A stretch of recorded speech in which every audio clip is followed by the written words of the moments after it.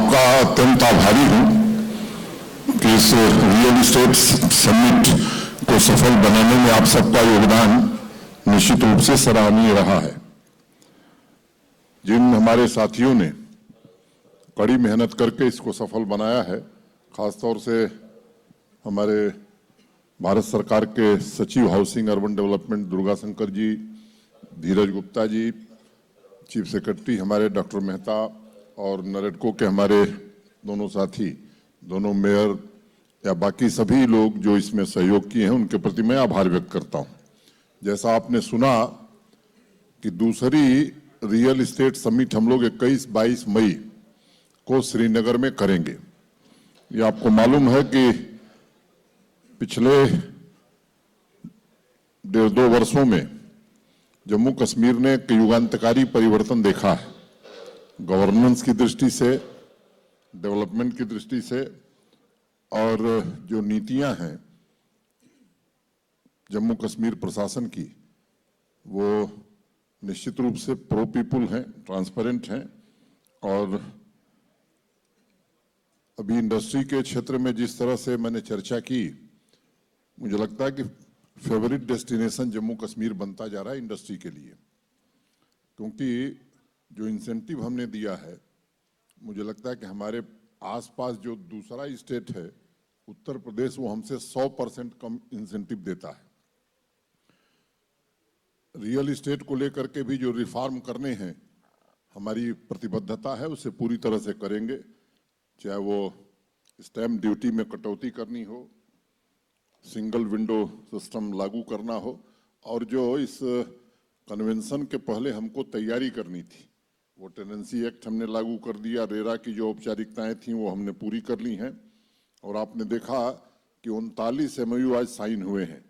मोटे तौर पर लगभग ये 18,300 करोड़ रुपए के निवेश का प्रस्ताव आज प्राप्त हुआ है।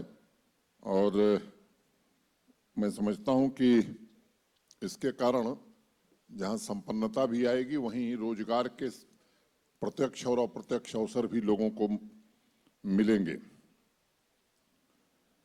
नरेडको के साथ जम्मू कश्मीर सरकार ने 10,000 कंस्ट्रक्शन वर्कर्स को की स्किलिंग का, या मैं कहूं कि स्किल डेवलपमेंट का काम शुरू किया है, जो काम प्रारंभ हो गया है।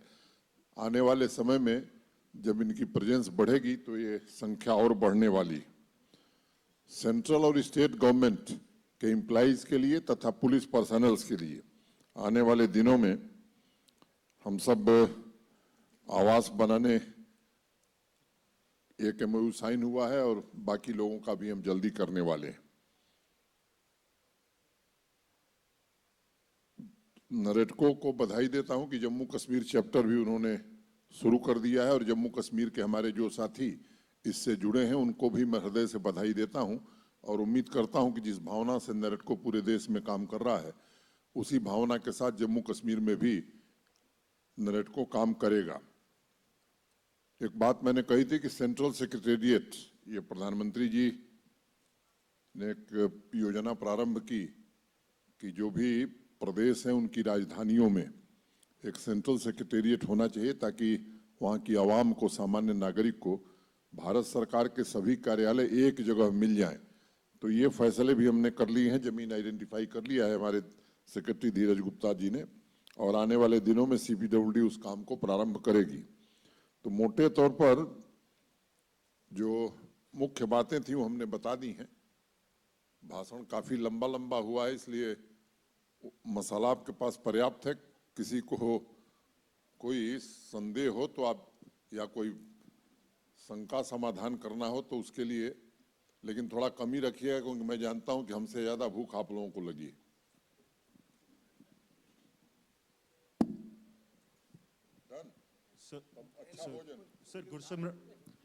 सर गुरसिमरन रिपब्लिक टीवी से।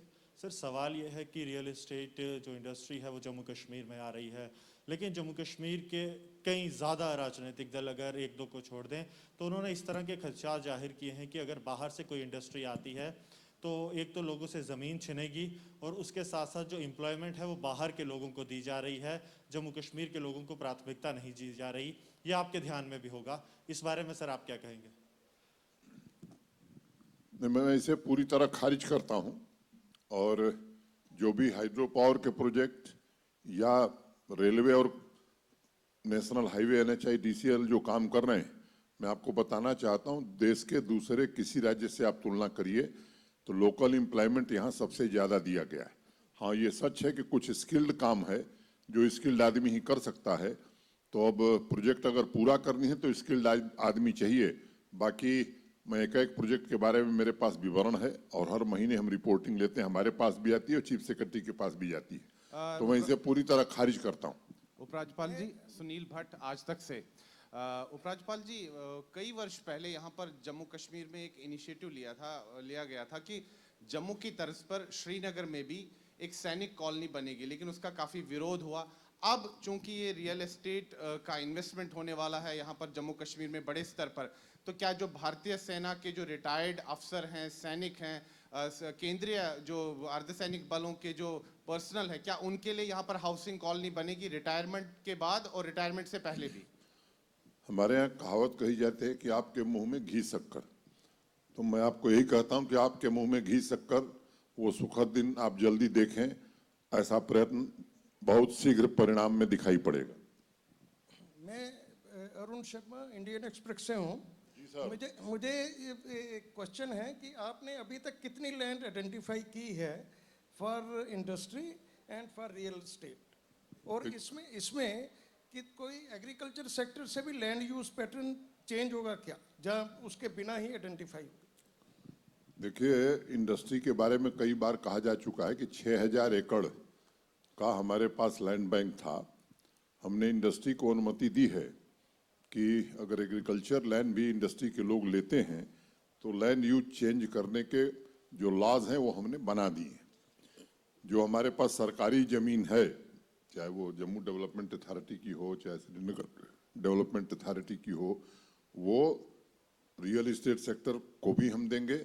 और ये लोग निजी जमीन खरीद के भी हाउसिंग कॉलोनी बनाएंगे, तो ऐसा कानून हमने बना दिया है।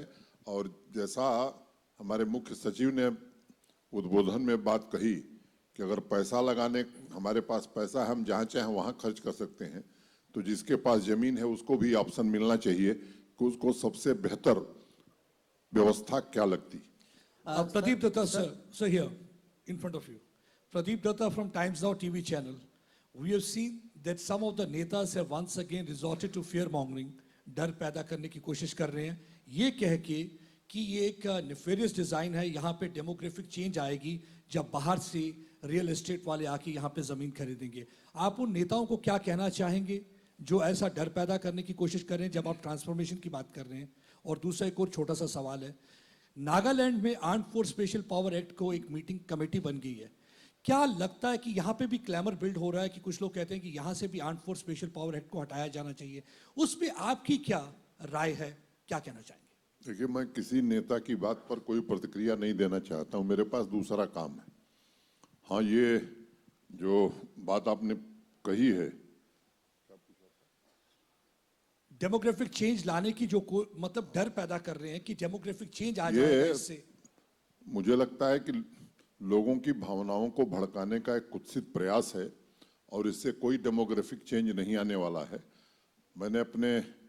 जब मैं चर्चा कर रहा था तो मैंने सभी रियल एस्टेट के बड़े प्लेयर से भी ये निवेदन किया था कि जो आप काम करने जा रहे हैं, हमारे जम्मू कश्मीर के भी जो हमारे इस क्षेत्र के प्लेयर हैं उनको साथ जरूर रखिए। और इन सब लोगों ने मुझे भरोसा दिया है कि यहाँ के लोगों को भी हम साथ रख करके जो आगे डेवलपमेंट होगा उसको करेंगे।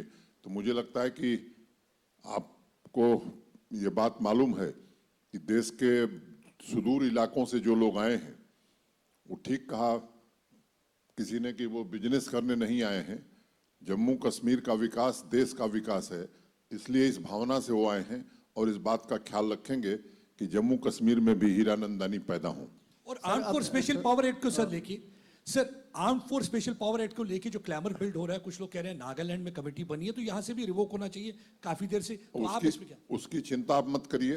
मैं उसे ठीक से देख रहा हूं, अभी मुझे कोई ऐसी जरूरत नहीं महसूस हो रही। Sir Amit Kumar views today news से सर डॉक्टर जितेंद्र सिंह जी ने दो इंपॉर्टेंट चीजें बोली। उन्होंने बोला कि इन्वेस्टर्स ने अपना माइंडसेट बना लिया, लेकिन जम्मू कश्मीर के लोगों को अपना माइंडसेट बनाने की जरूरत है। दूसरा उन्होंने बोला कि जो पॉलिटिकल लीडर्स है वो पब्लिक को उचित तरीके से एड्रेस नहीं कर पा रहे। आप जेके यूटी के सर्वसर्वा है, आप क्या मानते हैं कि क्या जो पॉलिटिकल विल, कंट्रीब्यूशन और कमिटमेंट होनी चाहिए, क्या वो चीज है? देखिए, अब जितेंद्र सिंह जी ने जो कहा उस पर मैं क्यों प्रतिक्रिया दूं, उनसे पूछिएगा, वो जो बताएंगे मुझे लगता है उसी को आप लिखिएगा। नमस्कार sir, greater Jammu Pankaj Khajuria. Sir एक क्वेश्चन आपसे। खाओगे कि खाली ग्रेटर जम्मू करोगे? सर खाएंगे भी सर। एक लास्ट क्वेश्चन है सर, ऐसा माना जा रहा है जम्मू कश्मीर के अंदर इस समय इलेक्टेड गवर्नमेंट नहीं है, और जिस तरीके से गवर्नमेंट द्वारा डिसीजन लिए जा रहे हैं, स्टेक होल्डर जो लोकल पब्लिक है उसको बोर्ड पे लाने के लिए क्या प्रयास रहेगा सरकार द्वारा? क्योंकि हमने देखा कि चैम्बर ने भी हाल ही में एक एजिटेशन की थी, एक दिन का प्रोटेस्ट किया था, और आए दिन प्रोटेस्ट देखने को आते हैं। कैसा प्रोटेस्ट? जम्मू बंद की कॉल दी थी सर। तो ये उनसे पूछिए क्यों किए थे, लेकिन जो उनके मुद्दे थे सब हमने हल कर दिए थे। Sir Neetu Singh from JK news today. Sir मैं आपसे पूछना चाहती हूँ कि कई डिकेड से यहाँ पर ऐसी कॉलोनीज नहीं बनी थी जिसको लेके जम्मू कश्मीर का डेवलपमेंट काफी हजार्ड हो चुका था। अब आगे आप इसके लिए क्या कहेंगे, और क्या ये स्मार्ट सिटी का एक हिस्सा है? देखिए, आप मिठाई खिलाइए, आज का सम्मेलन उसी दिशा में एक प्रभावी कदम उठाएगा, तो बढ़िया मिठाई लेके आइएगा। Thank you, सर यहाँ से मैं थैंक यू। सर